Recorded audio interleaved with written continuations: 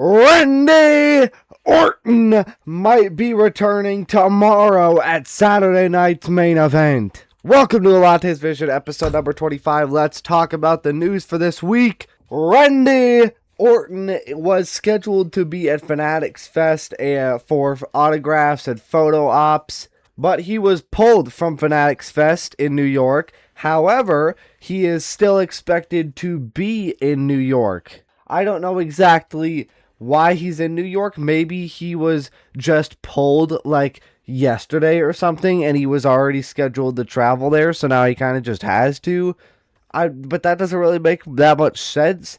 The only real reason I could see him being there is if he's going to return. Because why would you fly to New York if you don't have to? And, I mean, I really wanted Randy versus Cody at SummerSlam.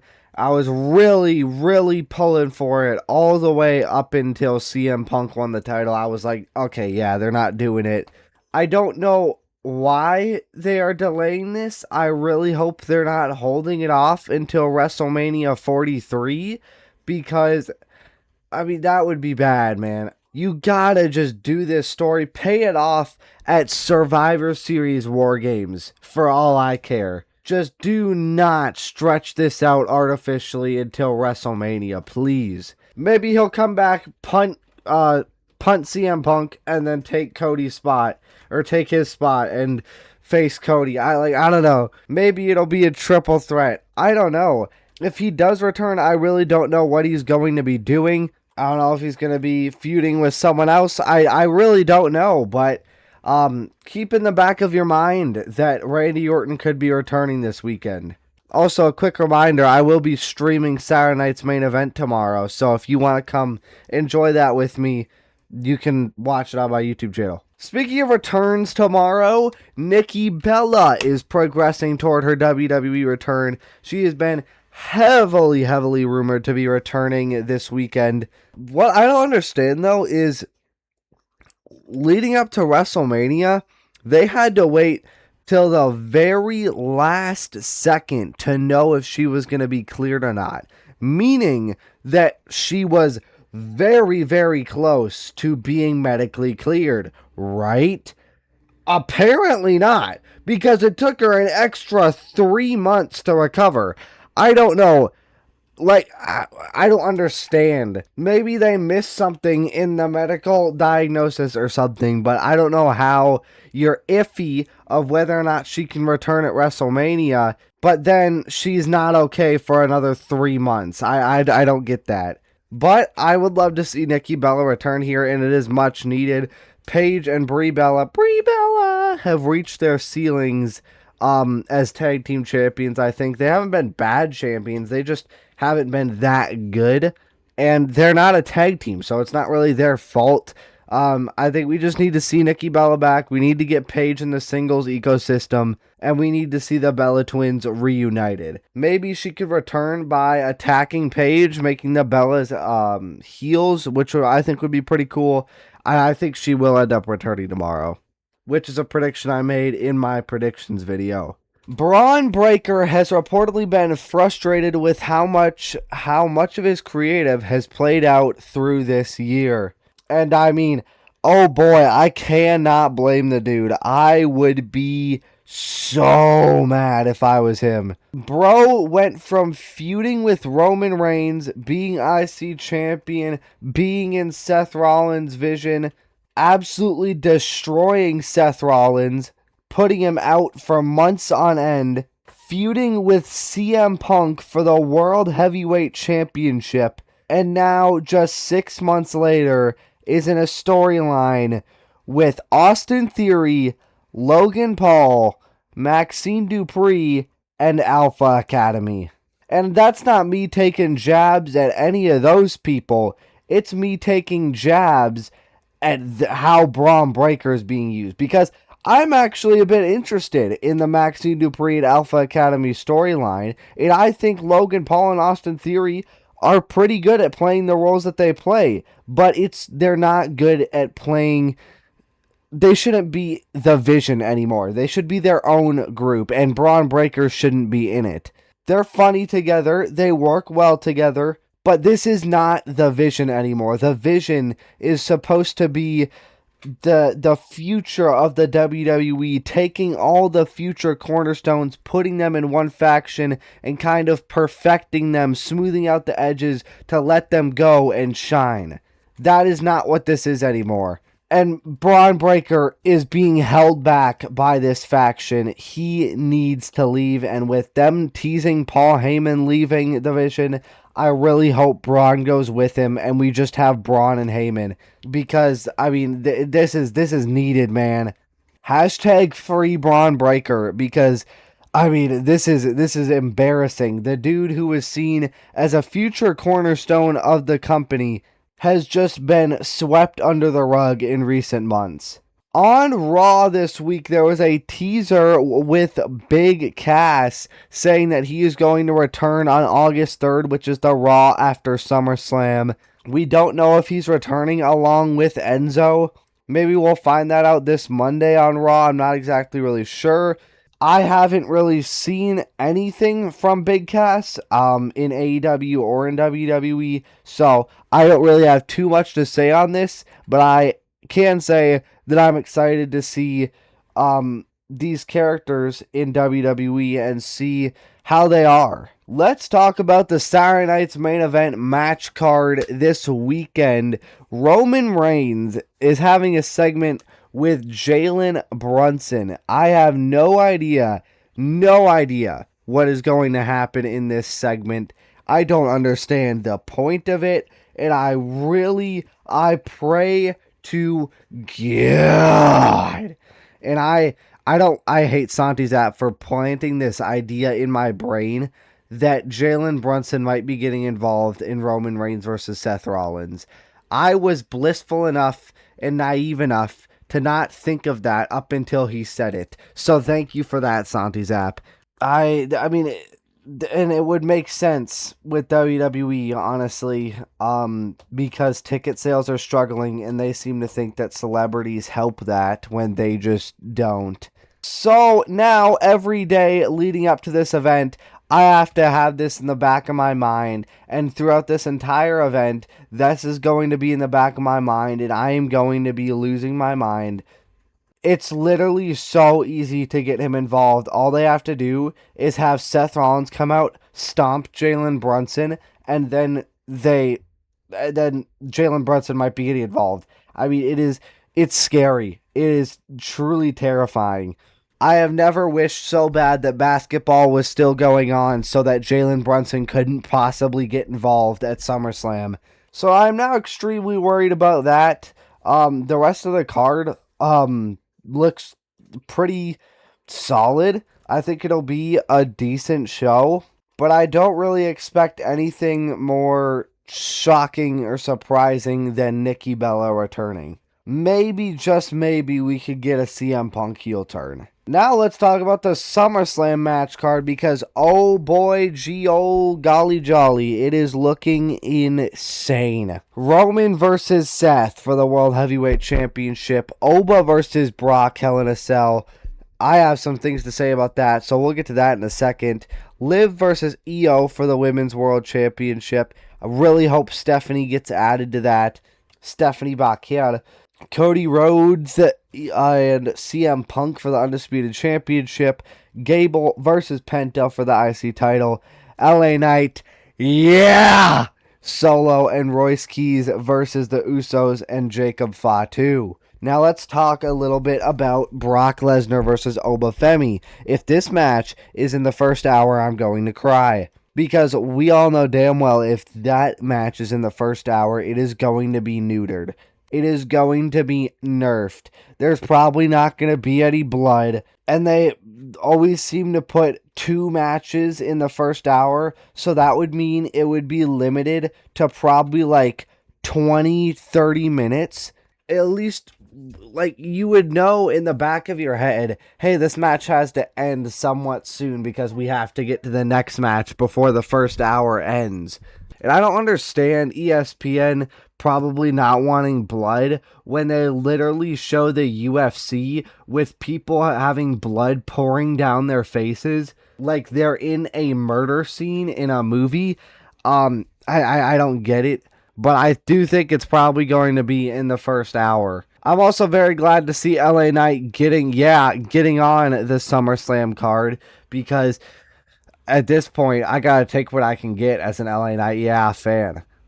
Very glad they made the right decision with Chad Gable, and I really, really hope that he does win here. And I really hope that they get, like, Gable and Penta get at least like 20 minutes, because if they do, they will put on potentially the best match of the entire year. There has been a lack of strong ticket sales for SummerSlam, and it's been a hot topic in Stamford over the past month or so, and it's been an internal concern for weeks. It's probably, just because the ticket prices, just like they did with WrestleMania, they're catching up to them. The issue isn't the card. The card is insane. You have, like, 3 dream matches on the card. Punk and Cody, Seth and Roman, and Oba versus Brock. Those are dream matches. Those are WrestleMania main event level matches. The issue is not the card. The issue is the ticket prices, and they can't seem to wrap their head around that. I mean, the ticket prices are so absurd. They took a nearly 70,000 person stadium in US Bank Stadium and sliced it by over 50%, and they're only selling 30,000 seats. That is absurd. And they've only sold barely over 20,000. When you cut the stadium in half and still are having so much trouble selling out, that is a sign that the ticket prices are way too high. I truly believe TKO is like the worst thing to ever happen to the WWE. I don't know what it's going to take for them to learn that you need to lower the ticket prices. I mean, it's really not a complicated equation. You need to lower the ticket prices. It's that clear cut and simple. You don't need to get celebrities involved. You don't need to make more star power matches. It's the ticket prices. Even if we were back in the prime of potentially WWE history, WrestleMania 40, if the ticket prices were what they are now, it would still be way too high. That is how bad they are. The quality of the product is not anywhere, it's not even in the same league as the value for the ticket prices. Absolutely, literally nothing can justify these ticket prices in any way, shape, or form. I mean, you saw what was happening with WrestleMania. They were panicking in the leading weeks before WrestleMania 42. They were doing the 316 sale with 31.6% off. They announced last minute 25% off seats. They threw John Cena in there. Some of the tickets, they had to literally cut the price in half almost. They banned local bars and stuff from streaming WrestleMania in their bars just to try to get more people to go in the event. I mean, they were desperate, and it's happening again. I guarantee you, in the leading up couple days before SummerSlam, in these next 2 weeks, you're gonna see them announce sales. You're gonna see them just do anything they can to try and get more tickets sold, when all they need to do is one simple thing, and that is lower the ticket prices. It's almost like every time they do these sales and lower the ticket prices, a bunch of tickets sell. It's really weird, huh? Jordynne Grace has been getting absolutely jobbed out in the WWE ever since she arrived to the main roster. Super hot in TNA Knockouts champion. Super hot in NXT, had some great feuds there. Arrives to the main roster, immediately feuds with Jade Cargill for the WWE Women's Championship. Loses, and then despawns. Like, I don't know did she get banned for hacking because she was like wrestling too good? I don't understand what happened. I know she got injured for a bit there, but before and even after her injury, she has been booked terribly. And she made her return on an episode of Main Event. She didn't even make her return on SmackDown or Raw or a premium live event or anything on a weekly episode of Main Event. She is so good in the ring. The crowd loves her. She's a really solid mic worker. Like, she is just being so misused. She is honestly, like, Santi's app made a video a couple days ago about the most misused wrestlers of 2026, and he forgot Jordynne Grace. He didn't include her, he forgot her. He forgot she even existed because of how badly she is booked. That should tell you something. The entire video was about people like her, and he forgot her. I mean, it's absolutely ridiculous. She should be in the women's world championship scene. And this goes along with a video I have coming out this coming Tuesday about just how much women's wrestling is being disrespected and how much women's wrestling has been misused and underused, specifically the past couple months, but in general over the past several years. Even though women's wrestling is more talented than ever, they have more women's wrestlers than ever, it is still not getting used enough. Here's a quick fact for you. Besides Evolution, the last time women main evented any WWE premium live event was, guess, 5 years ago, WrestleMania 37, when it was Bianca Belair versus Sasha Banks. They have not main evented a single WWE premium live event aside from Evolution for 5 years. That is absolutely criminal. And even Evolution was set up to fail. They gave this show a 2-week build right after, I believe, Night of Champions. They had 2 weeks to build to this. And it happened the day after AEW All In, their biggest event of the year. I mean, WWE truly did not care about this event. They put in such little effort, and these women absolutely blew the roof off of that place. They put on the best premium live event of the entire year with a 2-week build. That should tell you something. Staying on the topic of women's wrestling being misused, the WWE Women's Championship scene, or the Women's World Championship scene, has been terrible over the past couple months. Don't get me wrong, Rhea Ripley, Jade Cargill, they've been doing great things. Everything they've been doing I loved, but the issue with that comes in when Rhea Ripley has been out for a month now and they have shown no sign of her vacating the title before SummerSlam. You cannot have your biggest women's title be just completely absent from WWE TV leading up to your second biggest event of the year. Oh, we gotta keep it on Rhea Ripley. She's the biggest star. We have concrete plans for Rhea Ripley. Then have her drop the title. When she comes back, have her win it again. It's that easy. Just get the title on TV. Just because Rhea is injured, that doesn't mean she should be holding all the other main event worthy women down. And that sounds like I'm taking a shot at Rhea Ripley. I'm not taking a shot at Rhea Ripley. It's obviously not her choice whether or not she vacates the title. It's all up to WWE. They are holding down the other main event worthy women, worthy of challenging for that title and going after it. Charlotte Flair, Alexa Bliss, Jade Cargill, Tiffany Stratton, Blake Monroe, Jordan Grace.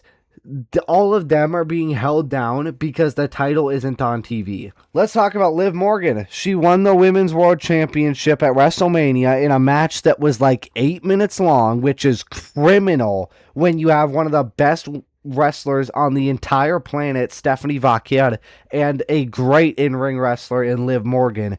But that's not even the worst part. She's had this title for 3 months and has had zero title defenses. We're not including house shows. Everybody knows they don't count. And I hate when people try to include house show defenses as real title defenses to excuse WWE's poor booking. Nobody ever counts those. They just don't count. It's that simple. So she has not defended this title after almost exactly 3 months of having it. And you cannot tell me that they don't have any challengers for her. Yes, they do. Literally, have her feud with anyone, and it would be better than this. Because she is literally doing nothing, getting put in the Queen of the Ring tournament as a world champion. Have her feud with Jordan Grace. Have her go over to, because the brand split clearly doesn't matter anymore. Have her feud with Jordan Grace. Have her feud with Julia, Paige, Raquel, Roxanne, Maxine Dupree. Have her feud with Ivy Nile for all I care. Just have her do something. Because this is criminal, and it's just extremely disrespectful to Liv Morgan, especially as one of the most overacts in characters in the company. Gunther was originally scheduled to face Brock Lesnar at SummerSlam and Roman Reigns in late spring or early summer. However, those plans changed for unknown reasons, leading to significant creative changes. And thank God that he did not feud with Brock Lesnar, because assuming that he still would have had that feud with Cody, at least up until Clash in Italy or so, because that would be early or late spring, and then he could feud with Roman Reigns at Night of Champions. That would be early summer. He would have been an absolute joke, and he is an absolute joke. I don't want a joke of a wrestler, at least compared to what he was doing a couple months ago, retiring Brock freaking Lesnar. You can't just have Gunther retire everyone. Not everyone's going to want to get retired by Gunther. Obafemi is a better choice by a million X. Needs it way more than Gunther. Already retired John Cena, which was also a terrible decision, especially having him tap out, making his entire gimmick the career killer, knowing that this was going to lead to a dead end. There's only so many people you can retire, and if you're doing literally anything besides retiring someone, you're just going to look stupid, because your entire thing is the career killer. Why aren't you killing a career? He shouldn't have even been going after Cody. He had a nothing match with Seth Rollins at WrestleMania. He didn't even go after a world title. He was just facing Seth Rollins for the hell of it. If your entire thing is you're the career killer, you shouldn't be doing anything except killing careers. And that's not going to work, which is why they should have never used this gimmick in the first place. And lastly, let's preview tonight's SmackDown. Undisputed Champion CM Punk appears. Cody Rhodes, Cody easy to find and hard Rhodes, is advertised. Samuel Zayn returns from his mental health break. I hope the last real good guy is okay. And Adam Pearce is general manager again, following what happened with Nick Aldis and Gunther. I assume Nick Aldis is still going to be there, and we might even get the SummerSlam match confirmed. But yeah, that is going to be it for this episode of Lattes Vision. Thank you all so much for watching. Like and subscribe if you want, and